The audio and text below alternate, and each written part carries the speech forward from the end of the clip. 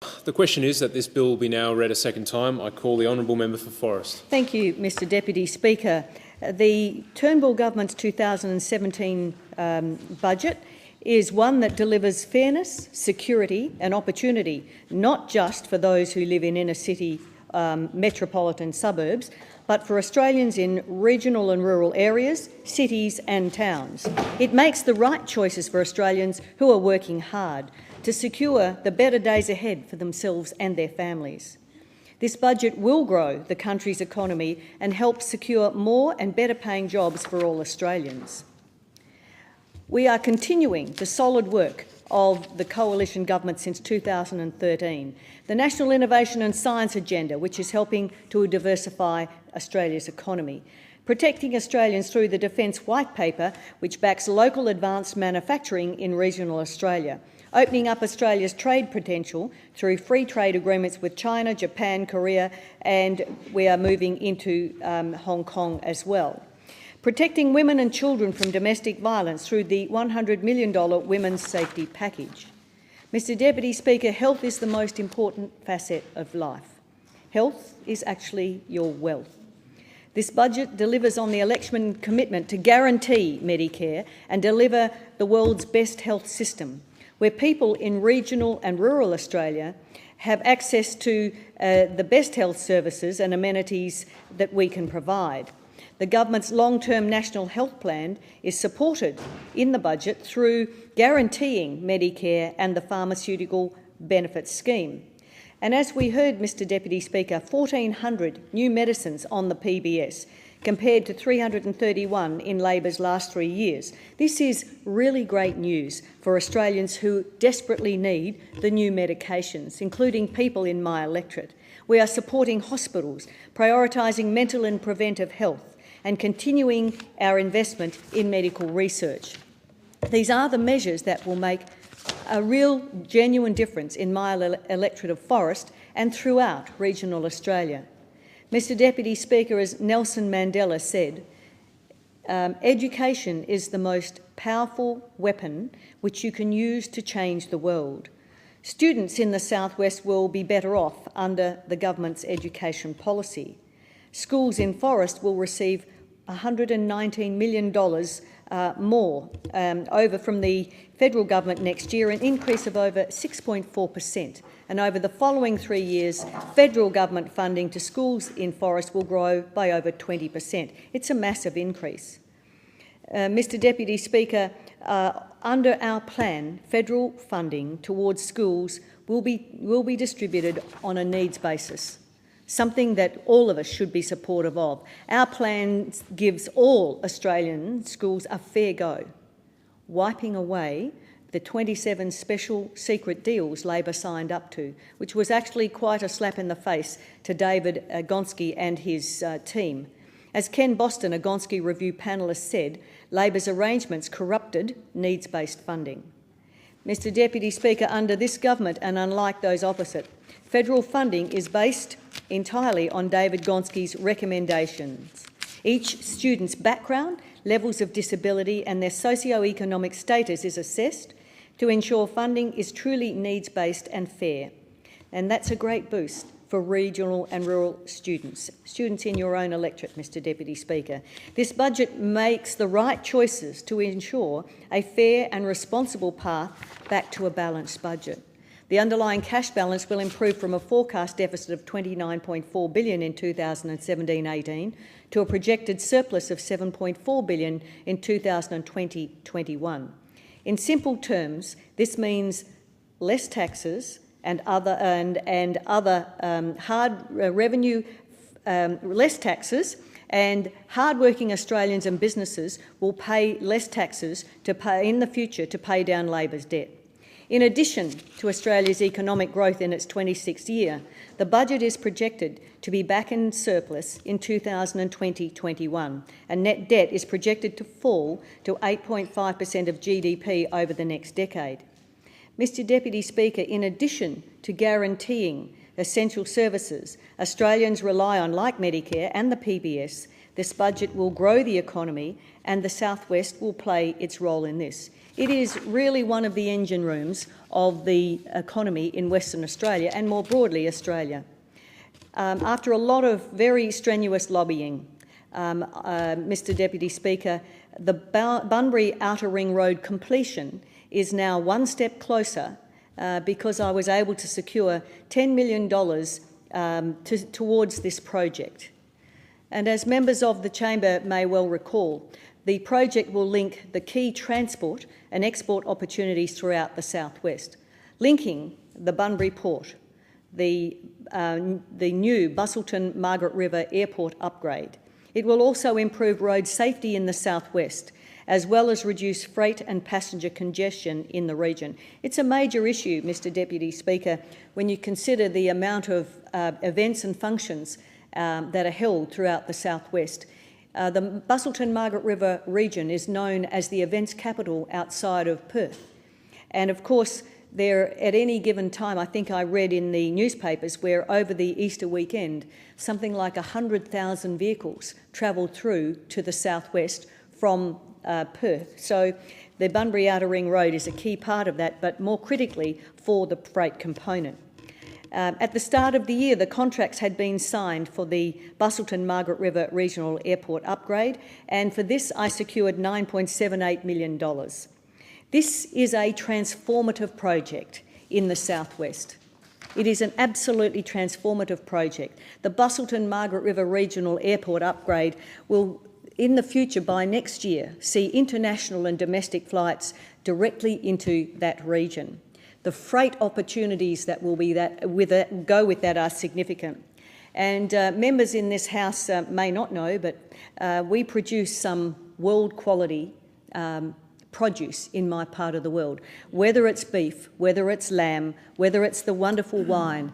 You will see the truffles from Manjimup coming out through that the Busselton Regional Airport as well. From a very self-interested perspective, our dairy products are also world-class. And, of course, that fabulous freshwater crayfish, the marron. For those of you who haven't tried it, I'm hoping that it's the Busselton Margaret River Airport in its freight component that is able to land those sorts of wonderful products here on the East Coast. If it's packed today, I hope it's on your shelves and in your restaurants tonight in this part of the world. We have some fine wines and breweries as well in our part of the world, and opening all of this up to international and domestic tourists is a massive step to further putting the region on the doorstep of the world. And we also know that Margaret River is basically an international brand, and the amount of people who will want to come directly into this region will be significant. And we have some amazing events from the Margaret River Pro to the Busselton Jetty Swim. There's one after triathlons, there's one event after another, and I am sure from the Gourmet Escape all the way through we'll see people from around the world flying directly in, and I'm very proud to have been part of that, Mr Deputy Speaker. And of course, housing affordability has been an issue for many people, from those trying to downsize to those trying to buy their first home. And this has been the case for several years. As the Treasurer said on budget night, by adopting a comprehensive approach to affordable housing, we actually can make a difference. The government's First Home Super Savers scheme will assist people trying to get into the market for the first time through the tax advantages of superannuation. People will be able to make voluntary contributions of up to $15,000 annually and $30,000 in total to their super to purchase their first property. These contributions will be taxed at a reduced rate of 15%, with withdrawals for the deposits taxed at a greatly reduced tax rate of less than 30% of their income tax rate. Mr Deputy Speaker, in other words, someone is paying less than 30%. If someone's paying less than 30% tax, then they won't pay tax on their withdrawal for their deposit from their super account. And that's great news for first home buyers. And as we all know, small business is at the heart of this year's budget. I'm really proud of that, Mr Deputy Speaker. We're continuing to focus on those fantastic 3.6 million, I think it is, small businesses that employ nearly half the Australians. We see them all throughout rural and regional Australia. They do an amazing job in our small communities. And of course, in addition to the tax cuts for the sector. The government is continuing the instant asset write-off for small businesses with a turnover of up to $10 million. And it's fantastic information and opportunity for small to medium businesses. And you consider that for so many of those, I look at some of the major transport companies, those carting cattle and freight right throughout the regions, the tax cut is just something that they are so pleased to have, and the instant asset write-off is used repeatedly. And that's exactly what we wanted. We wanted to give confidence to small business and get them out there to the point where they're actually able to employ more people. And I've repeatedly said that it's small business that frequently gives Australians their first job, and it's frequently a small business that gives us our last job. And that's beside all the basic services that they provide. And in my community, the amount of those small businesses that support our local sporting clubs and our community service organisations, and often they're the people in the fire brigade and in the St John ambulance. So they just make a huge contribution. So we're also offering incentive payments to states and territories to help cut red tape, particularly for small business. If it's the bane of their life, generally it's we want the government to get out of our way and we want the red tape gone. These are just another example of how the government is delivering sound economic management, and we're assisting over 12,600 small businesses in my electorate of Forest. And as someone who has built and still has a business myself, these simple measures, they may seem simple to some, that they're massive to every small business where every cent counts. Every cent counts in a small business. And one of the greatest challenges, as I've said as well, Mr Deputy Speaker, is the challenges facing my dairy farmers in the southwest of Western Australia. And we've seen a number of, for the first time ever in Australia's history, some of my dairy farmers not be given a contract with a milk processor.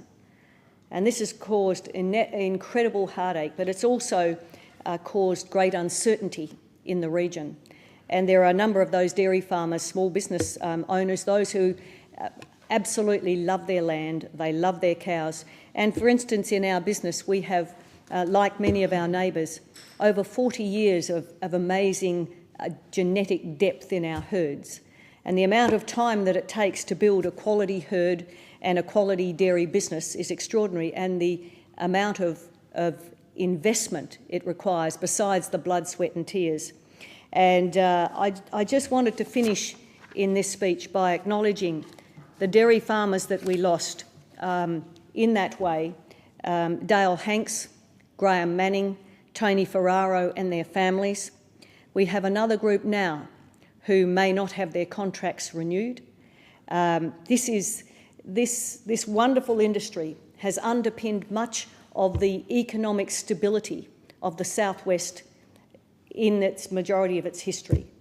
And I see the loss of these businesses and the effect on these families as just being appalling, Mr Deputy Speaker. It's one of the toughest things I've had to deal with as a Member of Parliament, is to see my neighbour, Graham Manning, who was producing in the top 5% of milk quality in this country for 14 years, as someone whose milk was no longer required. And I see the loss of the workers from his property and the fact that he's no longer spending the money in my local small businesses. And I see the measures in this budget that are so important to all of us. And but I do want to thank those families and those men and women for their extended service to what's been an outstanding industry. I commend them for their work and I thank them for it. Graham and Jane Manning were given what's known as a ceremonial milk bottle at our Dairy Innovation Awards dinner. And they went through the history of this family, probably the first dairy farmers in Western Australia. They actually milked cows at the edge of Mounts Bay Road in Perth, underneath Jacob's Ladder, before they actually moved down to the southwest. So in losing Graham and Jane Manning and the other farmers, we haven't just lost those businesses and those farmers, but this was the 5th generation dairy farmer in the Manning family, and this was the last way that he and his family would have chosen for him to exit the industry. But I do thank him, and and I thank all of my fellow dairy farmers. I thank the honourable member.